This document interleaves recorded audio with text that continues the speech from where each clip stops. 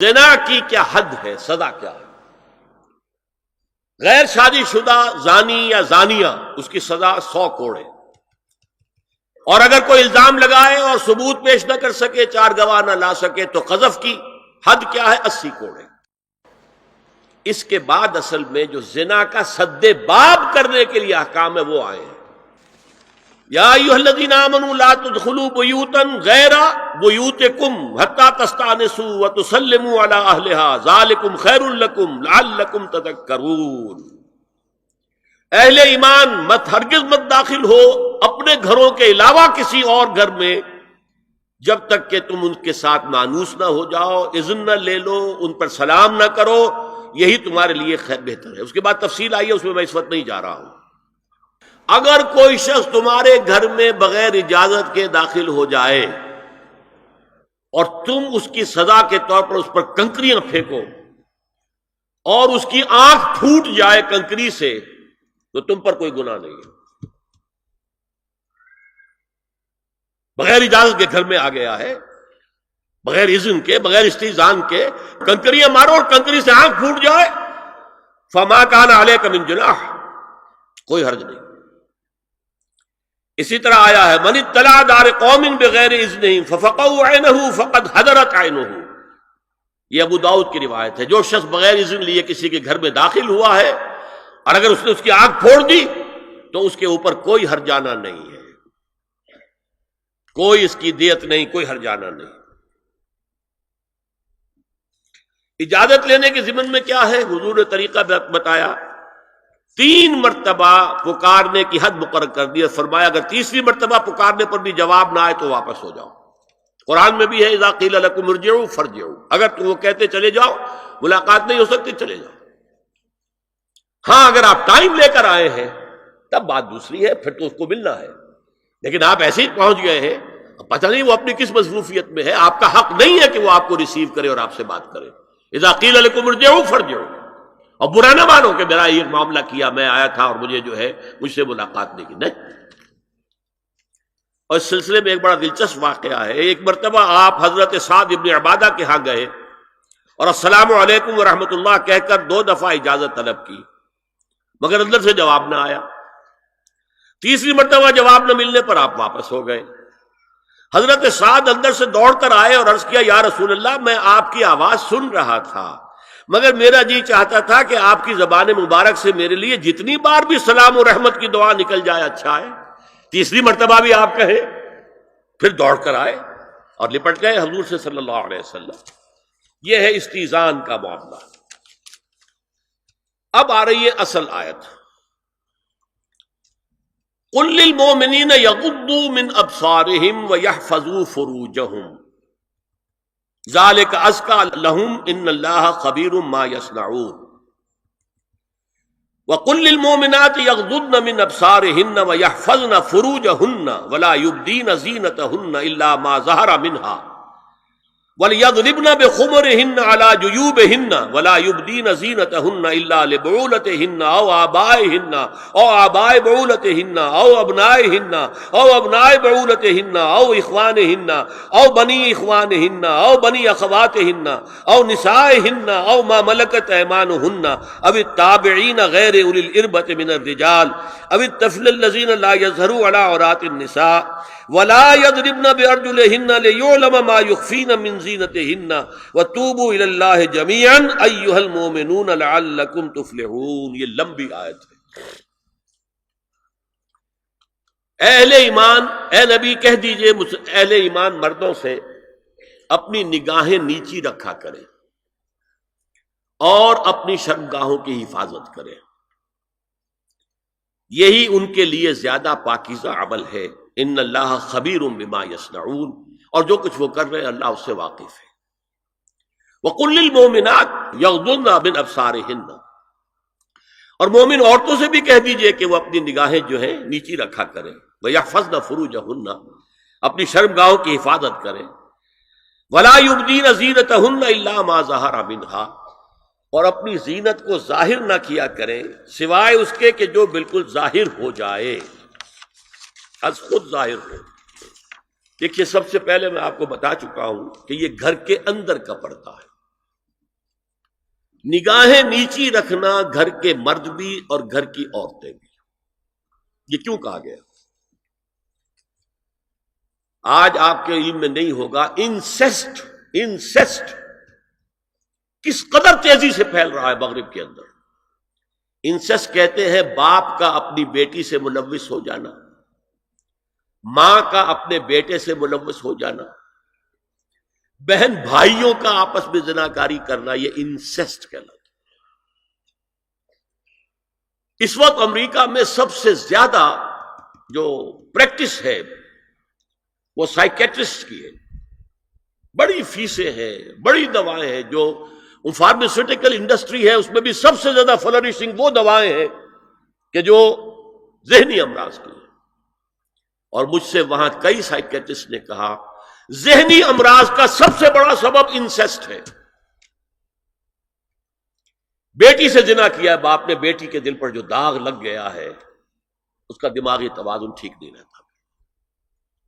بہن سے زنا کیا بھائی نے، اور یہ نہ سمجھیے کہ آپ کے ہاں نہیں ہو رہا، یہ وبا آ چکی ہے. کئی آپ نے اخبار میں پڑھا ہوگا بیٹی نے جا کر تھانے میں خبر دی کہ باپ نے میرے ساتھ یہ حرکت کی. یہ ساری چیزیں آج ہو رہی ہیں ہمارے. اس لیے کہ جب زنا کے جو دوائی ہیں، داعیات ہیں، جو زنا کی ترغیب ہے وہ پھیلی ہوئی ہوگی، عام ہوگی، تو راستے نکالے گا. گھروں میں مرد بھی اپنی نگاہیں نیچی رکھیں. کیا مطلب؟ باپ بھی اپنی بیٹی کو گھور کر نہ دیکھے. بیٹی بیٹی ہے، لڑکی ہے. جوان بھائی بھی اپنی جوان بہن کو گھور کر نہ دیکھا. نگاہیں نیچے رکھو. یہ نگاہیں نیچی رکھنا بازار میں چلتے ہوئے نہیں ہے، وہ تو سوسائڈ ہو جائے گی، موت آ جائے گی. کوئی گاڑی آپ کو روک دے گی. یہ گھر کے اندر ہے. اور اس لیے ہے کہ بہرحال باپ مرد ہے، بیٹی عورت ہے. میں نے آپ کو فرائیڈ کی بات بتا دی ہے. وہ تو کہتا ہی ہے کہ باپ اگر محبت بھری نگاہ بیٹی پر ڈالا اس میں سیکس ہے، سیکس کا جذبہ ہے. اگر ماں بیٹے پر محبت بھری نگاہ ڈال رہی ہے تو سیکس ہے، ایڈیپس کمپلیکس مشہور ہے اس کا. لیکن اپنی جگہ یہ ہے کہ باپ مرد ہے، بیٹی عورت ہے، بھائی مرد ہے، بہن عورت ہے. لہذا گھروں کے اندر بھی اپنی نگاہوں کو نیچا رکھو. میں آپ کو قول سنا چکا ہوں مولانا فراہی کا. اصلاحی صاحب نے کہا جب مولانا فراہی نے مجھ سے یہ کہا کہ اصل میں سورہ احزاب میں گھر کے باہر کا پردہ ہے اور سورہ نور میں گھر کے اندر کا پردہ ہے، تو کہتے میری آنکھیں کھل گئی اور چابی مل گئی، کلید مل گئی ان آیات کو سمجھنے کی، ان کی اصل پس منظر کو، حقیقت کو جاننے کا راستہ کھل گیا. تو یہ جو ہے غض بصر، یہ باہر کے لیے نہیں ہے، یہ گھر کے اندر کے لیے. بیٹی کا آخر جوان ہو رہی ہے، اس کے سینے کے اوپر کچھ ابھار آ رہا ہے، اس کو گھور کر مت دے، نگاہ نیچے کرو. قل للمؤمنین یغضوا من ابصارہم ویحفظوا فروجہم ذلک ازکی لہم ان اللہ خبیر بما یصنعون. نوٹ کر لیجئے کہ یہ کہاں ہو رہا ہے؟ گھر میں داخلے کے بعد. گھر میں داخلہ اجازت سے، اور داخلہ ہوگا صرف محرموں کا. گھر کے اندر جو ہے وہ نامحرم تو نہیں آئے گا. یہ میں آگے بیان کر رہا ہوں. وَقُلْ لِلْمُؤْمِنَاتِ يَغْضُضْنَ مِنْ أَبْصَارِهِنَّ وَيَحْفَظْنَ مِنْ فُرُوجِهِنَّ، اور کہہ دیجئے مومن عورتوں سے بھی کہ وہ بھی اپنی نگاہیں جھکا کر رکھیں اور اپنی شرمگاہوں کی حفاظت کریں. وَلَا يُبْدِينَ زِينَتَهُنَّ إِلَّا مَا ظَهَرَ مِنْهَا. اس ٹکڑے پر بڑا قیل و قال ہے جدید مفکرین اور جدید دانشوروں نے کہ وہ اپنی زینت ظاہر نہ کرے سوائے اس کے جو خود ظاہر ہو جائے. وہ کہتے ہیں اس میں چہرہ بھی شامل ہے، اور جب چہرہ شامل ہے تو اس کا مطلب چہرے کا پردہ نہیں ہے. لا حول ولا قوت الا باللہ. آپ کو بہت سے حضرات نے وہ پڑھی ہوگی بحث جو جنگ میں ہو گئی تھی. ایک صاحب وہ انسٹیٹیوٹ آف پالیسی اسٹڈیز اس کے اسکالر ہیں، ریسرچ کا، انہوں نے لکھ دیا کہ الا ما ظہر منہا میں چہرہ ظاہر ہے، شامل ہے، لہذا پردہ نہیں ہے. اور ارشاد احمد حقانی صاحب نے بھی زوردار اس کے اوپر جو ہے وہ تائید لکھ دی اور گویا کہ کہا کہ اب تو مسئلہ ہی طے ہو گیا. جب ایک ریسرچ اسکالر کہہ رہا ہے تو یہ مولوی بلاٹے جو کہتے پڑھتے ہیں کہ یہ عورت کا جو چہرے کا پردہ ہے، یہ تو بات ختم ہو گئی. The matter is clutched. میں نے صرف ایک جواب دیا کہ اس شخص نے جو بڑا ریسرچ اسکالر تھا، پہلے یہ لکھا ہے کہ سورہ نور کی ان آیات میں سطر کے احکام آ رہے ہیں، تو پھر یہاں پردے کا شعر کا معاملہ کیا ہو؟ سطر میں تو پردہ چہرہ شامل نہیں ہے.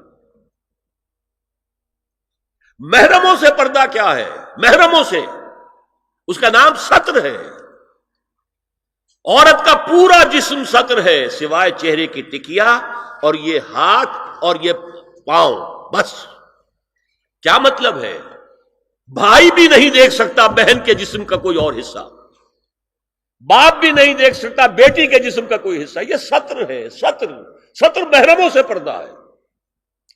اس سے آگے صرف شوہر یا حسب ضرورت طبیب، سرجن، بس. یہ محرموں کا پردہ. گھر میں عورت رہے گی تو سطر کے ساتھ رہے گی. محرم آئیں گے، چچا اس کا محرم ہے، آئے گا، لیکن وہ بھی تو مرد ہے نا. چہرہ تو نہیں ڈھانپے گی اس لیے کہ محرم ہے، لیکن باقی جسم سطر. عورت کا پورا جسم سطر ہے سوائے چہرے کی ٹکیا. بال بھی سطر میں شامل ہے. سر پر وہ سکارف جو آج کل بنا ہوا ہے، بہت بڑا مسئلہ، انہوں نے چہرے کو نکال دیا، صرف سکارف سمجھا ہوا، پر حجاب کہتے ہیں. حالانکہ وہ حجاب پورا تو نہ ہوا، وہ صرف ایک حصہ ہے، لیکن ایک حصہ صحیح ہے. سر کے بال جو ہے وہ چھپے ہونے چاہیے، یہ سطر میں شامل ہے. چہرے کی ٹکیا ہے جو سطر سے باہر ہے. ہاتھ ہے پہنچوں سے باہر، اور پیر ہے ٹخنوں سے نیچے، بس. اللہ اللہ خیر. تو فرمایا ما ظہر منہا من زینتہن میں الا ما ظہر منہا میں کیا کیا چیزیں آ سکتی ہیں. دیکھیے، اگر عورت پوری کی پوری برقعے کے اندر ملبوس ہے، چہرے پر بھی نقاب ہے، آنکھوں کے آگے بھی یا جالی ہے یا کوئی چشمہ ہے، تو پھر بھی اس کے حسن کا ایک حصہ وہ ہے جو ظاہر ہے. اگر طویل القامت ہے، قد و قامت، یہ حسن کا حصہ ہے کہ نہیں؟ وہ کہاں چھپائے گی؟ اور غالب نے جو شعر کہا ہے، تیرے سرو قامت سے ایک قد آدم قیامت کے فتنے کو کم دیکھتے ہیں. سرو قد عورت. اسی طرح جسم سے ڈول ہے، اکیرا بدن ہے، یہ تو نہیں چھپے گا. عورت موٹی ہے، کیسی ہے، جسم جو غیر متناسب ہے، یہ تو نہیں چھپے گا. متناسب ہے اعضاء، قداور ہے، اکیرا بدن ہے. یہ ہے وہ چیزیں کہ جو حجاب کے سلسلے میں ما ظہر منہا. یہاں ہو رہا ہے کہ یہ سطر کے سلسلے میں ہے ما ظہر منہا، زینت کا، اور وہ چہرہ ہے. لیکن اب اس میں ایک اور بات، وَلْيَضْرِبْنَ بِخُمُرِهِنَّ عَلَى جُيُوبِهِنَّ. یہ بھی گھر کے اندر کی بات ہو رہی ہے. کیونکہ میں پہلے بتا چکا ہوں، جلباب ہوتا تھا جب گھر سے باہر نکلتی تھی عورت، تو وہ اپنی چادر لپیٹتی تھی اپنے گرد، چہرہ نہیں ڈھانپتی تھی. صرف چہرے کا حکم دیا گیا اس کے ضمن میں. وہ سورہ احزاب کی آیت ہے، وہ رہ گئی، میں بیان کروں گا. اور خمار اوڑھنی ہوتی تھی جو گھر میں اوڑھتی تھی. گھر میں ظاہر بات ہے کہ جلباب تو نہیں لیا جا سکتا، آخر گھر کا کام کاج کرنا ہے. ہلکی سی اوڑھنی تو وہ گھر میں. لیکن فرمایا وَلْيَضْرِبْنَ بِخُمُرِهِنَّ عَلَى جُيُوبِهِنَّ.